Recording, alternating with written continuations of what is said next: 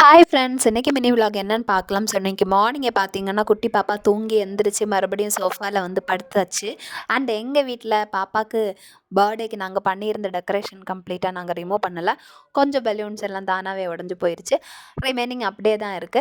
So எனக்கும் time இல்ல, plus வந்து சச்சுக்கும் டைம் இல்ல. ஸோ அப்படியே விட்டுட்டேன். மார்னிங்கே பாப்பா பார்த்தீங்கன்னா, இந்த மாரி திங்ஸ் எல்லாம் அங்கே இங்கே போட்டு வச்சாங்க. ஸோ அவங்களோட ஷூஸை எடுத்து நான் எடுத்து கொண்டு போய் அவங்களோட ஷூ ஷெல்ஃபுக்குள்ளாடி வச்சுட்டேன்.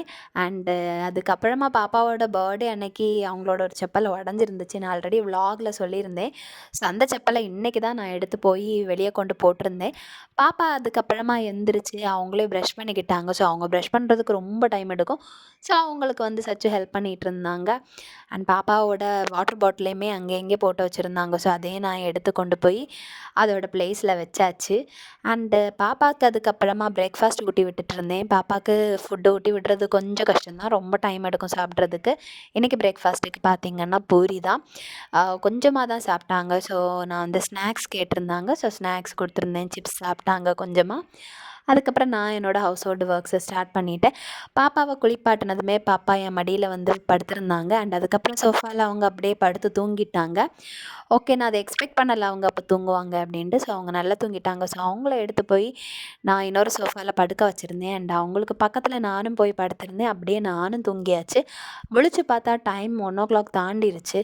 அண்ட் நிறையா ட்ரெஸ் பார்த்திங்கன்னா வாஷ் பண்ணுறதுக்கு இருந்துச்சு. ஸோ லாண்ட்ரி பாஸ்கெட்டில் போட்டு வச்சுருந்தேன். அவ்வளோத்தையும் வாஷிங் மிஷினில் போட்டு துவைச்சாச்சு. துவைச்சிட்டு அதுக்கப்புறம் நானும் பாப்பாவும் ரெடியாக ஆரம்பித்தாச்சு. அண்டு உங்களுக்கும் இந்த எக்ஸ்பீரியன்ஸ் இருக்கும்னு நினைக்கிறேன். மோஸ்ட்லி கேர்ள் பேபிஸோட அம்மாக்களுக்கு நம்ம அவங்களுக்கு எவ்வளோ தான் பியூட்டிஃபுல்லாக dresses, accessories, hair bands, bows வாங்கியிருந்தாலுமே அவங்களுக்கு என்ன பிடிக்குதோ அதை தான் வியர் பண்ணுவாங்க. என்னோடய வாட்சை எடுத்து அவங்க வியர் பண்ணிக்கிட்டாங்க, பிங்க் வாட்சை.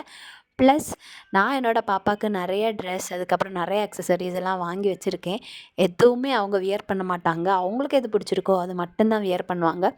அண்ட் சம்டைம்ஸ் பார்த்திங்கன்னா அவங்க மேட்சிங்கே இல்லாமல் அக்சசரிஸ் எல்லாம் வியர் பண்ணியிருப்பாங்க.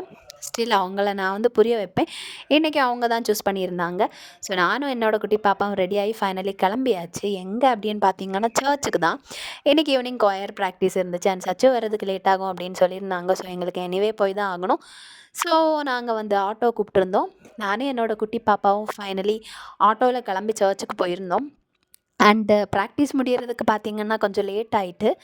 அண்ட் ப்ராக்டிஸ் முடிஞ்சதுக்கப்புறமா எங்களை வந்து கூட்டிகிட்டு வர்றதுக்காக சச்சு வந்திருந்தாங்க. ஸோ கிளம்பி போகும்போது ஆட்டோவில் தான் போயிருந்தோம். ரிட்டன் வந்து சச்சு வந்து எங்களை கூட்டிகிட்டு வந்தாங்க.